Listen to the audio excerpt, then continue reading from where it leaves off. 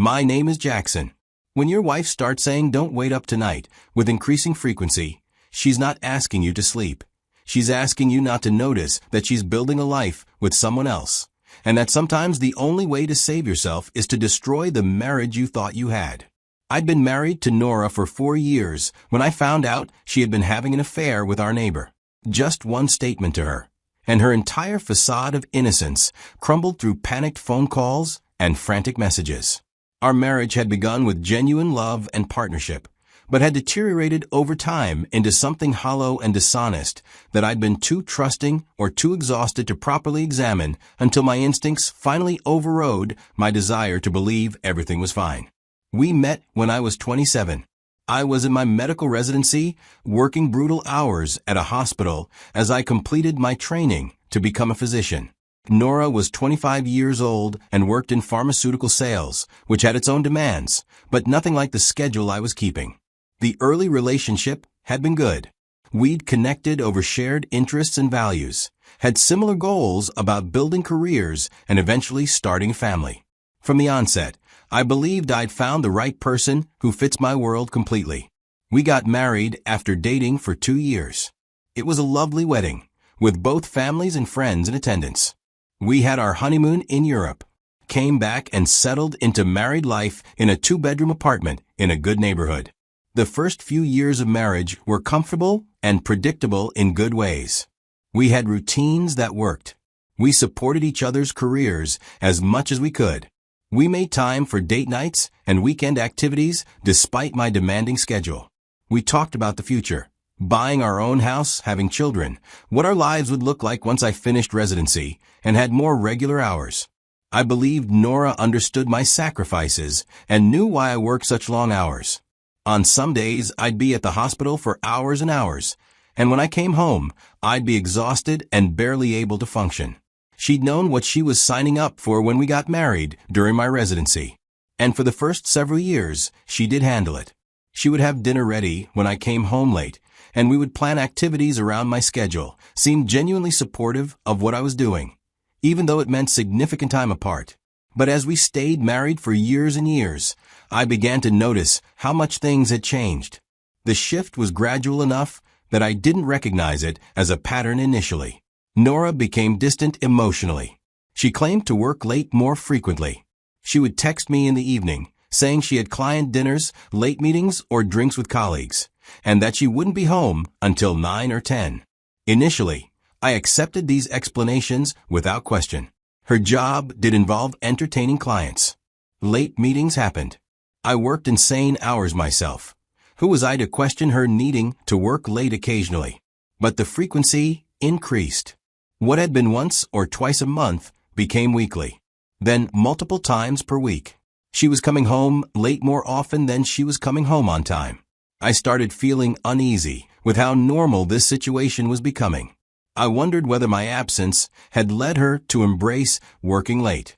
Our physical intimacy declined significantly during this period.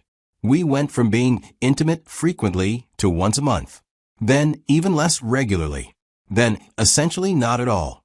When I tried to initiate, Nora would claim exhaustion or stress. She would claim she would be having a busy day the next day. Sometimes she would promise we'd make time soon, but that soon never materialized. I told myself this was normal for long-term relationships, that those years of marriage meant less frequent sex, as I had found out from a few of my friends who had been married for longer. Our demanding careers weren't even helping. But deep down, I knew something was wrong. The combination of emotional distance, phone secrecy, late-night work, and no physical intimacy, all of it pointed to a pattern I didn't want to acknowledge. Every time I asked about her late nights, Nora's answer was the same. She was working toward a promotion. It was essential to her career. She needed to put in extra effort right now. Once she got promoted, things would return to normal. I wanted to believe her. I wanted to trust that my wife was telling me the truth, that there was a logical explanation for all the changes I'd noticed. But my gut kept telling me otherwise. It was like a nagging sense that something was very wrong that I couldn't shake, no matter how much I rationalized. The feeling persisted for a long time. My mind often wanders on where Nora was and who she was with, to whether the late nights were really about work or something else. I hated feeling suspicious. I hated that I was questioning my wife's honesty. It felt like I was becoming someone I didn't recognize, paranoid and mistrustful. But I couldn't ignore my instincts anymore, and I couldn't keep dismissing the warning signs as me being oversensitive or too busy to understand her schedule. So I made a decision I never thought I'd make. I hired a private investigator, found someone through an online search, and we made arrangements to meet with him. I let him know my suspicions about my wife. The private investigator told me he would conduct surveillance by following Nora and document where she went and who she met with. He assured me that he would provide evidence of her activities. I told him that if anything seemed suspicious, he should tell me immediately. I needed to know the truth, even though I was terrified of what it might be. The first week of surveillance, the private investigator reported nothing unusual. Nora went to work, left work at regular times, stopped at the grocery store, and came home. Her activities matched what she'd been telling me. I wondered if I'd been entirely wrong. Suppose my suspicions had been paranoid projections of stress and exhaustion. If hiring an investigator had been a massive overreaction to everyday relationship challenges. I had that week relatively free, so I was home more than usual. The timing created doubt. Maybe Nora's distant behavior had been a response to my absence. Maybe when I was actually home and available, she engaged more because the opportunity was there. I almost called off the investigation. I was contemplating asking the private investigator to stop surveillance because I was convinced I'd been wrong. But something made me wait. Let the second week of surveillance continue. On Tuesday evening of that second week, I was at the hospital working a late shift. My phone buzzed with a message from the private investigator around 8 o'clock. One photo attached. Nora packed her car in front of a house I didn't recognize. Not her office building. Not any friend's house I knew of. Not a family member's home. The house was in a residential neighborhood. Had a low fence around the front yard. Nice, but unremarkable. Another video followed immediately. It was a photo of Nora walking up to the front door. A man opening it for her. The man appeared to be in his mid-40s, casually dressed, smiling as he greeted her. The private investigator's message followed the photo and video. Your wife entered the residence at 7:47 p.m. Male resident, mid-40s, lives alone. The address is approximately 2 miles from your home. Everything inside me cracked. This was real. My suspicions weren't paranoia. My wife was going to another man's house while telling me she was working late. I stared at this report for a long time. I didn't know how to react. Part of me wanted to leave the hospital immediately, to drive to that house and confront them both, to break down the door and demand explanations.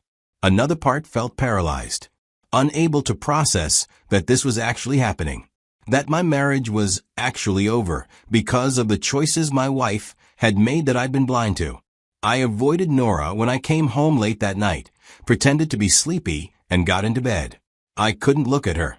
Over the next few days, more photos and videos from the investigator arrived. On different days, Nora wore different outfits, but was in the same house with the same man. The timestamps told the story.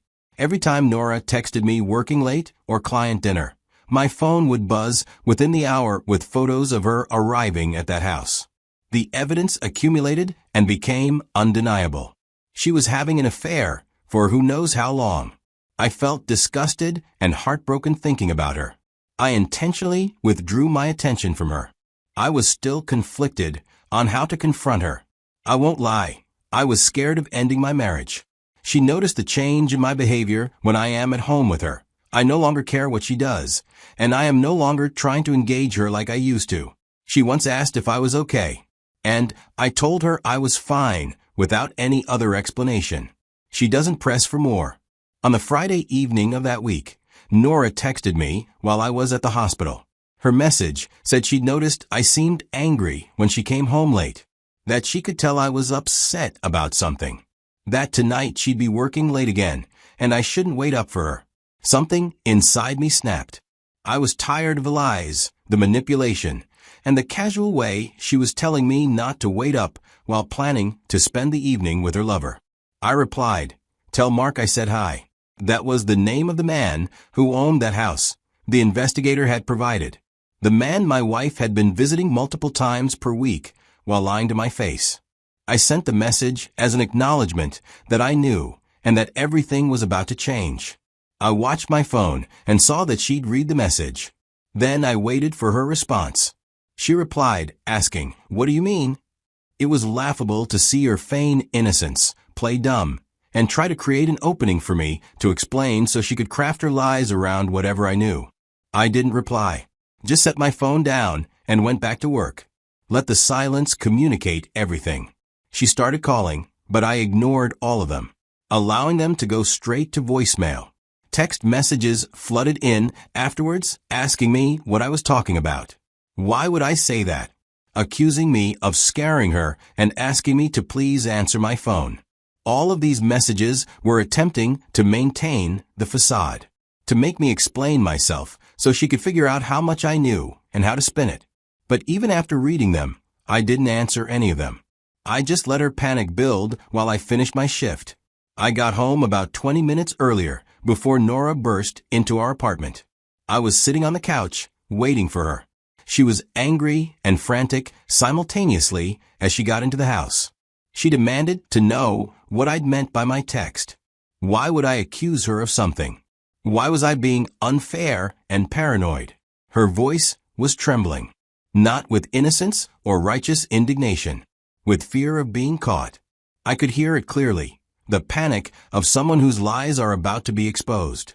I opened my phone without saying anything, pulled up the photos the investigator had sent, started showing them to her one by one. Her entering that house, the man opening the door, and her car parked in his driveway on different days and different times. The same pattern over and over. I watched her face as I showed her each photo, like watching a wall collapse in real time. Her expression went from angry to shocked to panicked to something like resigned desperation. She started denying immediately, said the photos weren't what they looked like, that she'd only gone there for help with something work-related, that Mark was just a friend who'd been advising her on career issues, that it was completely innocent. Her explanations were weak and contradictory. She couldn't maintain eye contact and kept changing details of her story as she talked. I showed her the timestamps, pointed out that she'd been at his house for hours each visit, that work consultations don't require multiple weekly visits lasting until 10 or 11 at night. When she couldn't deny the timeline, Nora switched tactics. She started crying and collapsed to her knees during this theatrical display of remorse. She confessed to feeling lonely because I was always working, that she'd needed someone to talk to, and Mark had been there, that she hadn't intended for anything to happen, that it just evolved gradually, and she didn't know how to stop it. But she claimed she still wanted our marriage, that she loved me, and that she made a terrible mistake, but we could fix this if I just forgave her. I looked at her crying on the floor and felt nothing but disgust. Not for the tears, those might have been genuine, but for everything that had led to this moment. She'd chosen to seek intimacy elsewhere rather than communicating with me, and had chosen to lie repeatedly while I'd been working exhausting hours. She had decided to disrespect our marriage and our vows while I'd been faithful and committed. I loved her truly and deeply, but I couldn't unsee what she'd done. I couldn't forget months of lies. I couldn't trust her again after such complete betrayal. I told her calmly that I was leaving, that I couldn't stay in this apartment with her, that I needed space to figure out what came next. I already had my bags packed with my essentials when I came home. I went to grab it while she begged me not to go. At the same time, she promised to end things with Mark immediately, while she swore she'd do anything to fix our marriage. I ignored her pleas and walked out. I booked a hotel room and checked in around 10 that night. It was the hardest thing I'd ever done, walking away from years of marriage, from the woman I'd thought I'd spend my life with, from the future we'd planned together. But staying would have been harder. It would have meant accepting her betrayal and living with someone I couldn't trust. It would have slowly destroyed me from the inside. I spent that night in the hotel room replaying everything. All the signs I'd noticed but dismissed. All the times she'd lied directly to my face. All the nights I'd been at the hospital while she'd been with him. I felt stupid for not seeing it sooner, for trusting her explanations about work, for believing her when my instincts had been screaming that something was wrong. But I also felt better, because I now knew the truth. I didn't have to wonder or suspect anymore. I could make decisions based on reality rather than on hope and denial. Over the next several days, I consulted with a divorce attorney, someone recommended by a colleague who'd gone through a difficult divorce. The attorney reviewed my situation, explained that Arizona was a no-fault divorce state, that Nora's infidelity wouldn't necessarily affect asset division, but would prevent her from claiming certain things. Said that because our marriage had been relatively short and because I could prove infidelity, Nora wouldn't be eligible for spousal support. That we'd divide assets accumulated during the marriage, but I wouldn't be required to pay her alimony. I told the attorney I didn't care about assets. I didn't want to fight over furniture or bank accounts. Just wanted to be legally free of this marriage as quickly as possible. My attorney filed divorce papers within a week and had Nora served at our apartment. Nora called me endlessly after being served. She even left voicemails, crying and apologizing. Sent text messages that were paragraphs long, explaining and begging. She asked repeatedly to come back home, to talk things through, to go to counseling, to give our marriage another chance. I ignored most of the messages. I couldn't engage with her emotionally. Nothing she would say would change what had happened, and I wasn't about to waste my time. I maintained complete distance, handled everything through my lawyer, and refused direct communication because I knew Nora would try her best to manipulate me emotionally if given the opportunity. About a month into the divorce process, Nora texted that she was pregnant. It was mine, and we needed to talk because this changed everything. My heart dropped. Not because I wanted her back or wanted to reconcile, but if she were actually pregnant with my child, it would complicate everything enormously. It would mean we'd be connected permanently. It would mean co-parenting with someone I couldn't trust. And it would mean my child growing up in a broken home. But even as I processed the panic, part of me doubted. The timing seemed too convenient. Right when the divorce was progressing, she was running out of ways to delay or prevent it. I told my attorney about the pregnancy claim. She advised taking it seriously while remaining cautious. My attorney added that if Nora were actually pregnant, we'd need to adjust the divorce proceedings accordingly. But we'd verify everything through proper channels. The divorce proceedings dragged on for months. Court dates, document submissions, negotiations over asset division. Nora tried to stall at every opportunity. She would request continuances, dispute reasonable settlement proposals, and use every tactic her attorney could think of to delay finalization. During this time, she did deliver a baby. I wasn't present for the birth and wasn't involved at all. I just received notification through attorneys that she'd given birth and claimed I was the father. My attorney requested an immediate court-ordered paternity test. The judge agreed, ordered DNA testing to establish paternity before finalizing any custody or support arrangements. The test results came back within weeks. 0% probability of paternity. The child was not mine. I'd expected this result on some level. The timing had been suspicious. The pregnancy announcement had come at too convenient a moment in the divorce proceedings. But seeing it confirmed in official documents still broke something in me. Nora had been willing to lie about paternity, had delivered someone else's child and tried to pass it off as mine, had lived an entire secret life I'd known nothing about. The betrayal went deeper than just the affair. She'd been willing to manipulate me in the cruelest possible way, to use a child, her child, with her affair partner presumably, as a weapon to trap me in the marriage or extract support. I felt nothing but cold clarity after receiving those results. Whatever small part of me that had still wondered if we could somehow salvage something, that part died completely. The divorce was finalized shortly after the paternity results came through. With no children to complicate custody and with clear evidence of infidelity, The judge approved our settlement quickly. We divided assets accumulated during marriage roughly equally. I kept my retirement accounts. She kept hers. We split the savings. Relatively straightforward financially. The emotional cost was immeasurable, but the legal process concluded efficiently once paternity wasn't an issue. I moved to a different part of town after the divorce was finalized because I wanted physical distance from our old neighborhood. I wanted no chance of running into Nora or anyone connected to that chapter of my life. I haven't seen Nora since the final court date. She tried contacting me a few times in the months immediately after. Birthday messages, holiday texts, occasional thinking of you messages. I blocked her after the third or fourth attempt. I made it clear that I wanted zero contact. That our divorce meant exactly that. Complete separation. Sometimes when I'm alone at night, I wonder when it all went wrong, whether there was a specific moment when Nora decided to cheat, whether there were things I could have done differently. But I always come back to the same conclusion. Nora's choices were hers. I didn't drive her to infidelity.